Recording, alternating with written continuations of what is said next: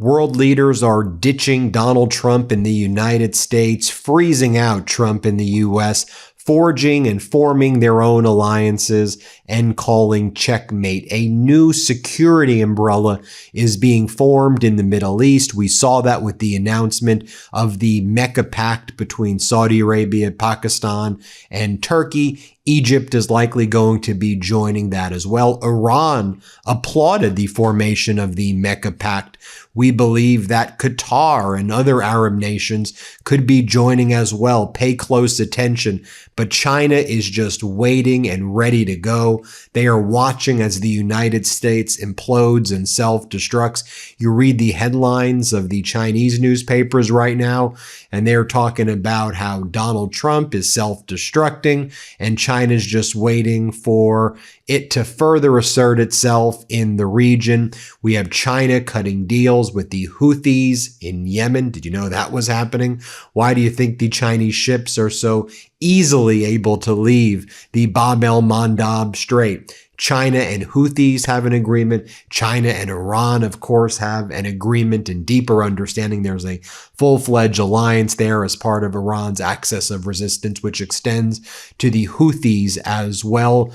China showing a great degree of resiliency while Donald Trump is saying, we control it. We own the Strait of Hormuz. You know how Donald Trump said that the United States under former President Biden and other presidents was a laughingstock to the world. Well, Donald Trump and the United States quite literally are a laughingstock when it comes to China and Russia and other countries like that, North Korea, and the rest of the world looks on horrified at what the United States has become so weak, where the so-called commander-in-chief was exposed hiding on a airport catering container, leaving the old Air Force One and leaving the press to go on a plane because Donald Trump was so terrified thinking that Iran was going to kill him at the end of the NATO summit. No, Donald, Iran doesn't want to kill you.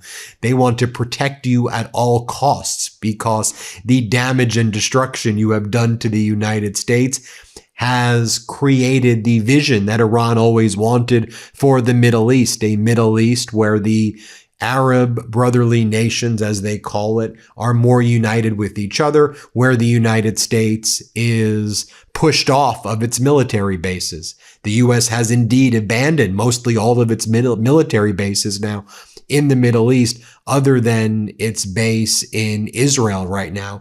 And now Israel's terrified under Netanyahu because they thought with the Abraham Accords, they were bringing certain Arab nations closer to them and isolating Iran. They're seeing the opposite take place right now.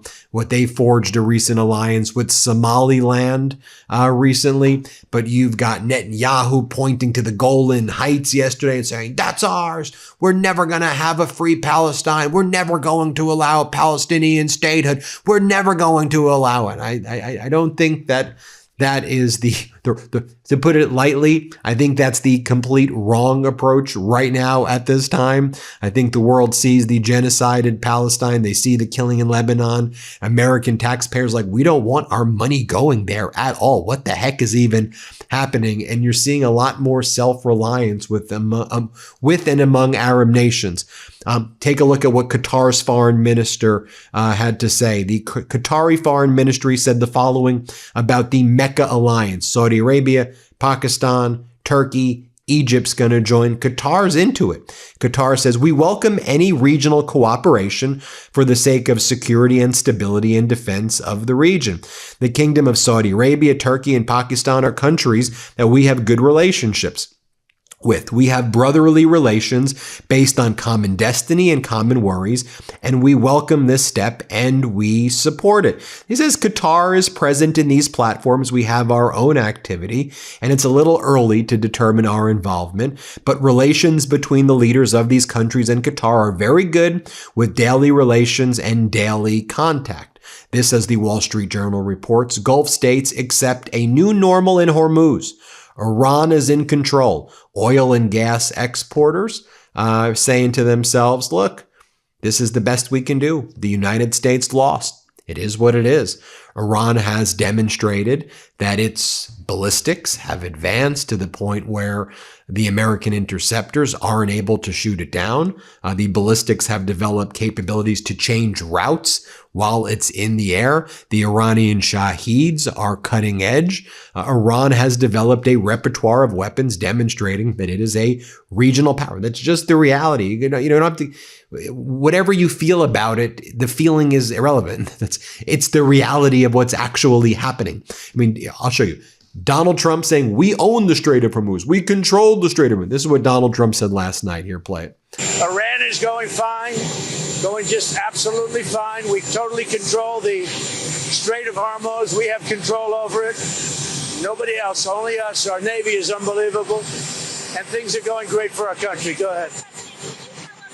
Again, it's just so utterly weak, and we don't control it. We don't own it. Iran controls the Strait of Hormuz. The Houthis have a great deal of control over Bab el-Mandab in the Red Sea, and China is kind of the Kaiser Sose, if you will, from Usual Suspect. They're behind the scenes in all of this right now, just kind of watching and waiting and seeing what's happening while they grow in power. Iran's foreign ministry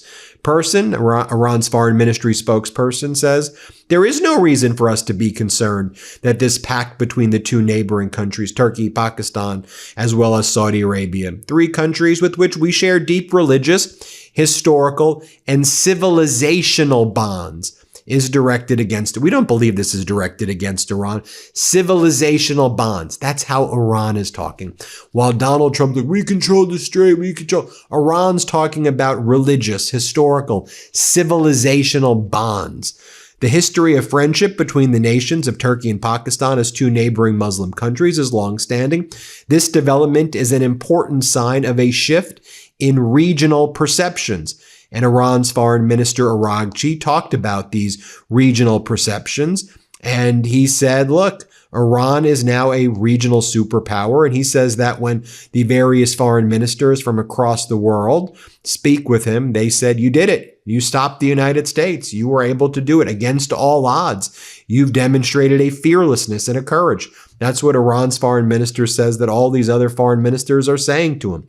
Recently, Iran's foreign minister spoke with the foreign minister of Germany, Abbas Araghchi, the foreign minister of Iran, and Johann Wadful, the Minister of Foreign Affairs of Germany, had a telephone conversation to discuss international developments. The foreign ministers noted that the insecurity imposed on the Strait of Hormuz is exclusively the result of the military aggression by the United States. Iran's foreign minister also spoke with the Italian foreign minister, Antonio Tajani, as well. And obviously continuing conversations with Oman, continuing conversations with Pakistan, but also you have those conversations taking place with Germany and Italy and other NATO countries, which I think is important. I gotta tell you, I've been playing around with this dupe.com website. Have you used this yet? This website is incredible. I found something I really wanted online, but the price was just way more than I wanted to spend. So I put it into dupe.com and it immediately started finding similar options for way less. And it's not just furniture. You could use dupe.com for fashion, shoes, jewelry, and more. You could even just describe what you need, like comfortable couch under $2,000, and then let dupe.com do the searching for you. I love it because it makes comparison shopping ridiculously easy, and I've already found options that could save me a ton of money. Using dupe.com is insanely simple. Just go to dupe.com and paste any product URL, upload a photo, and it'll instantly show you similar items for way less. There's also an app and a browser extension if you want to make it even easier. No account needed, totally free. Start saving money today with dupe.com. And this is from the South China Morning Post. This is a Chinese paper. China waits in wings as the Mecca Pact signals a Gulf shift away from the U.S. security umbrella. Isn't this what I've been talking about like a broken record for months now? I've been saying this. And this is the headline right now from the South China Morning Post. The NATO-style deal between Saudi Arabia, Pakistan, and Turkey highlights the growing doubts in the region about over-reliance on Washington. The grand security bargain between the United States and Gulf countries is widely perceived to be fraying, is what it's viewed as in Beijing, creating what analysts see as an opening for Beijing to expand its presence in the region. It talks about how for decades, Saudi Arabia and other Gulf states relied on Washington's defensive shield, while it in turn relied on them for access, energy, and influence. Riyadh's decision to sign this mutual defense agreement with Turkey and Pakistan is the clearest sign of a shift away from a relationship with the United States.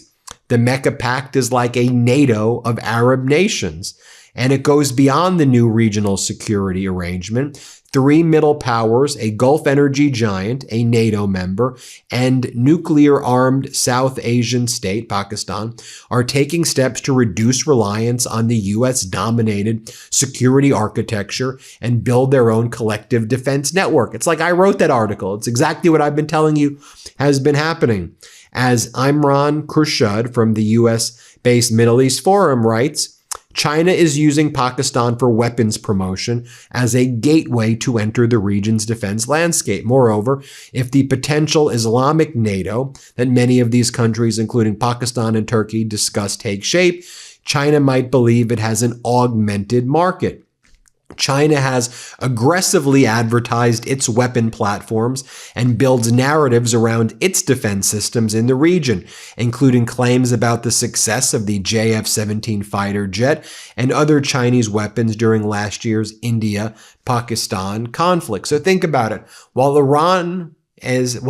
China is working with Iran and these nations, but while China is developing cutting-edge drone technology, drone swarms, FPV drones, robotics, unmanned submersives, right? That's what they're focused on.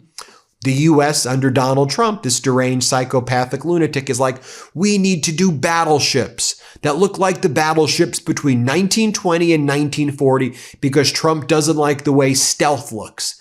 He doesn't like the way modern military systems look.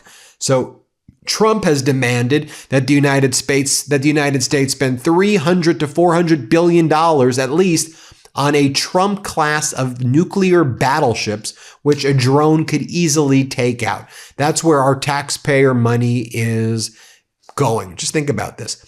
Since 2016, over $10 trillion has gone to the military for Trump and Hegseth to go through all of our weapons and for us to run out of ammunition, to have our sailors at an all-time low morale on the supercarriers that remain in the region.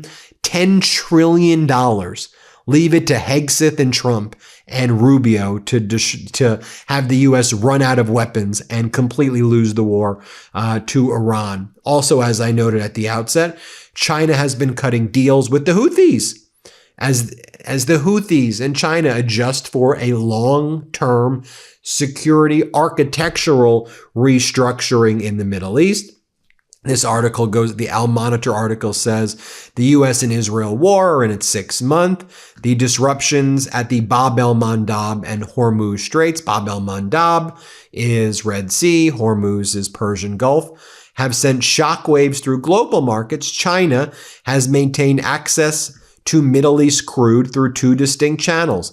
Saudi oil has reached China on Chinese-linked tankers, transiting waters blockaded by the Houthis, while the Iranian crude has moved toward China through ship-to-ship transfers and oil stored aboard vessels off of Malaysia. And this is a very tactical move by China. Also, Oman's top officials, foreign ministers, have been meeting with China, meeting with Wang Yi, China's foreign minister, as well. So with all of this taking place, I mean, Israel and under the Netanyahu regime, they hate this. They hate this security architecture because they were like, we thought that, the U.S.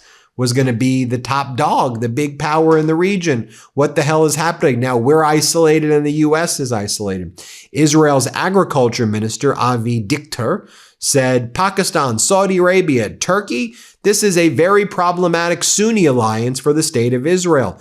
Egypt is going to join this alliance as well. There was an Iran, Iraq, Syria, Lebanon axis, which we cut down, and Syria and Lebanon have left the game.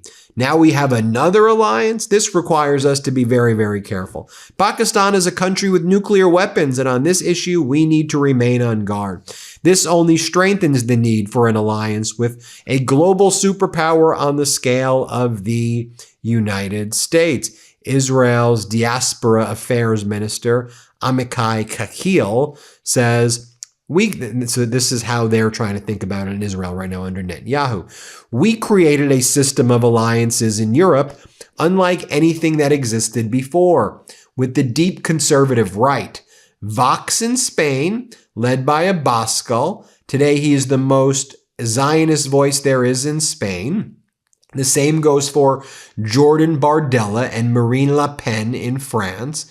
With these people, a genuine closeness was created. We may see civil wars in Europe, as crazy as that sounds.